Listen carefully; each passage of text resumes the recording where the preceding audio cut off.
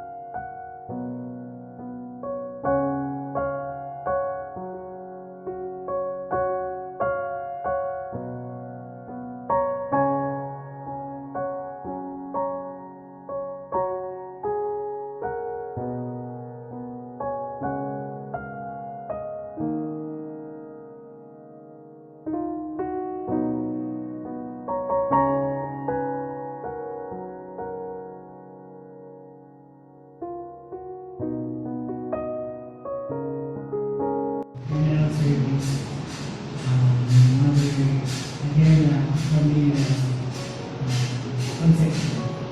So, disciplinary services presided by Bishop Andrew and everything conducting. So, we will invoke the presence of the Lord by offering a prayer.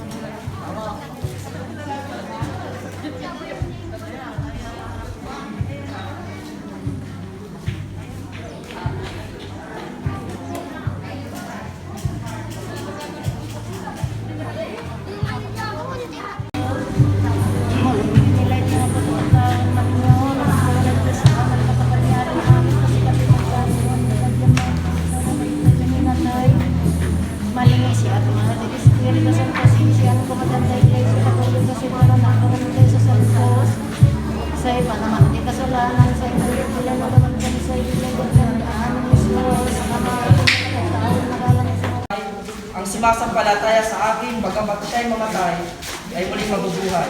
At ang bawat nabubuhay at sumasampalataya ay hindi na mamamatay kung pakailanman. May kunting mensahe lang po ako bago po natin talaga ang buhay ni Nanay Adela. Na ang buhay ng bawat isa ay may limitasyon at may hangganan. Ang buhay ng isang tao hindi matatapos sa kamatayan. Atin po sanang malaman na tayo po lahat ay may patutunguhan. Ngunit dalawa lang po ang sinabi ng Biblia, ng buhay ng isang tao sakaling ito'y kunin na ng Diyos. Ito po ay may dalawang patutunguhan. Ito po ang langit at ang impyerno. Tayo lahat ay saksi sa kabutihan ng Diyos na bagaman wala na po si nanay ay nandito pa rin po ang bawat sa akin ng pamilya na kakaisa at nagmamahalan at makalasakit upang ipakita po ang tunay na pagmamahal po kay nanay. Atin po silang ipanalangin bilang tayo po'y saksi sa kanilang nararamdaman at pagdadalamhati. Natin natin i-extend yung pagpapala, yung ating pakikiramay, at ating panalangin na sila po ay patuloy na makabangon at patuloy na alimin ng ating Panginoon sa kabila ng sakit na kanilang nararamdaman. Tayo po'y manalangin. Itaas po natin yung buhay po natin.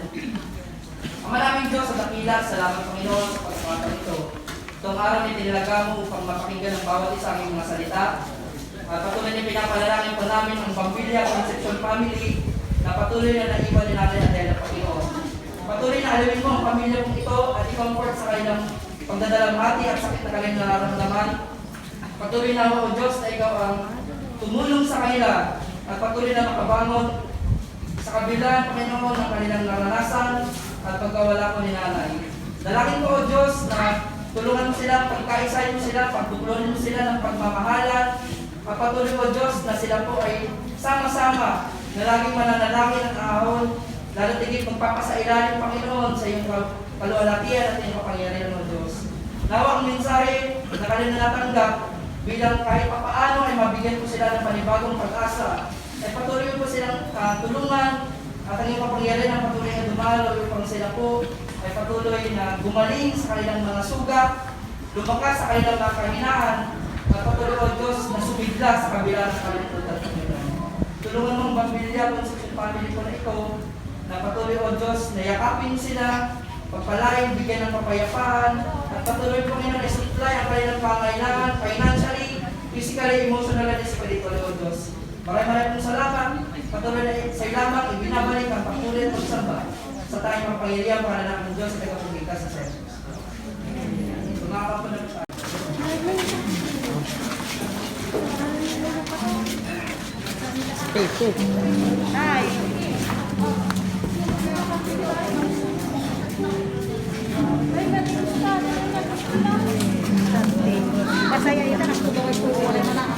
Oy, tanya ko. Ay, sabay ko!